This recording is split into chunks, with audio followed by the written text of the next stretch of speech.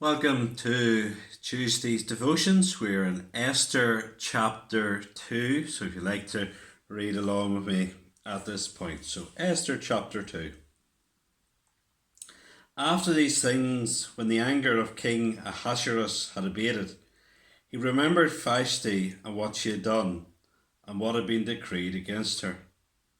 Then the king's young men who attended him said, "Let beautiful young virgins be sought out for the king, and let the king appoint officers in all the provinces of his kingdom to gather all the beautiful young virgins to the harem in Susa, the citadel, under custody of Haggai, the king's eunuch, who's in charge of the women.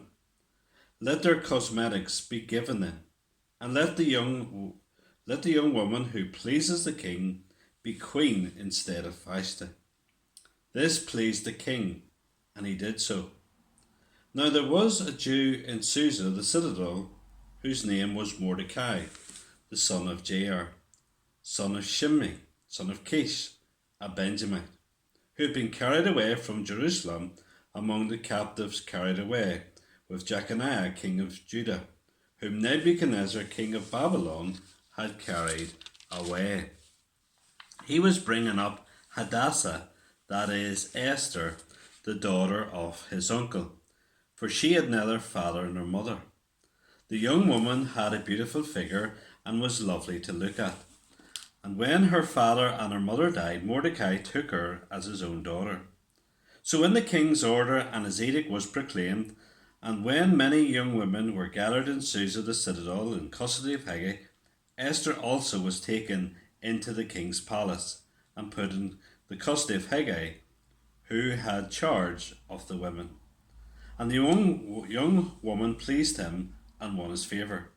And he quickly provided her with cosmetics and her portion of food, and with 7 good young women from the king's palace, and advanced her and her young women to the best place in the harem. Esther had not made known her people or kindred, for Mordecai had commanded her not to make it known. And every day Mordecai walked in front of the court of the harem to learn how Esther was and what was happening to her. Amen. Last time we were thinking about how Queen Vashti had displeased the king by refusing to perform for him and for his compatriots at a drunken banquet. And as time moves on, and as we come to the time of what we're reading about here in chapter 2, these events coincided with Xerxes' disastrous campaign into Greece, which included the battle at the pass of Thermopylae, the Spartan 300 made that famous, and the sea battle of Salamis. So here is a king who's under great pressure. Things are not going well for him. And the first thing I want us to see in this passage here today is that the king remembers. He remembers Vashti, and there appears to be a tremendous sense of regret what has happened with her.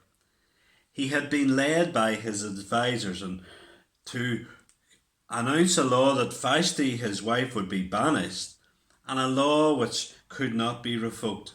And therefore, in his drunkenness, in his anger, he had made a decision which indeed he had come to regret. And we all need to be careful that in our anger that we don't make decisions that we can regret. There is a time to pause, to take a step back, because when we're just carried along by our emotions, some of our decisions indeed can do us harm in the long run. But Xerxes continues to follow his advisors, and in verses 2 to 4 they come up with this idea of indeed having a beauty contest, and the winner would become the new queen. And that leads us on to our second point, which is the Lord's chosen people in verses 5 to 7. We now meet the two main characters of the book, Mordecai and his cousin Esther. And one thing that strikes me about these two people is that they have gone through great times of difficulty. These are the people that God would use, and God is using people in many ways who are being prepared for what's to happen through going through times of trial. Mordecai had experienced being taken away as a prisoner and brought into exile from Jerusalem to Babylon and then Persia. Esther had lost her family at a young age, her parents at a young age. So here were people who, through trials, God was preparing them for a great task ahead. And then this brings us thirdly to the wisdom needed under pressure. Esther is chosen to be part of this beauty contest, and in many ways that was not particularly an honour, but a very frightening experience for a young woman to be brought into a foreign palace. Rejection in this contest would have meant a life of solitude. She never would have had the opportunity to marry if she indeed had been one of the cast-offs from this contest. But God's hand is very clearly upon Esther in this whole situation, and she gains favour with the chief eunuch who's in charge, as a man called Haggai.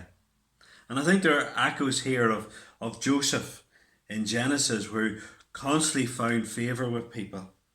And the Christian is not someone who goes out of the way to win favour with people. We don't go out of the way to be awkward or unpleasant, of course not. But it's a dangerous thing just trying to win the favour of people. We are there to win the favour of God. And I think Derek Prime puts it very well. He says, favour is never something a Christian should court. To do so may involve compromise. Compromising Christian standards, whatever the apparently good end in view, is never the Christian way. However, when we are on God's will and aim to do it, we may count upon Him to provide us with sufficient favour with others, individuals or authorities, to ensure we're able to fulfil His purposes. And so God works to give us favour of people when it's needed.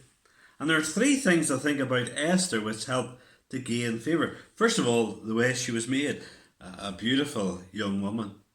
Secondly, she had a teachable spirit. She was willing to listen and to learn from others. And she was wise with her words. We see that in verse 10 and verse 20. And so, wisdom she had when she needed it. She listened to others. She was guided to do that which was right. And then the final thing we see in this chapter, in verses 21 to 23, is the providence of God.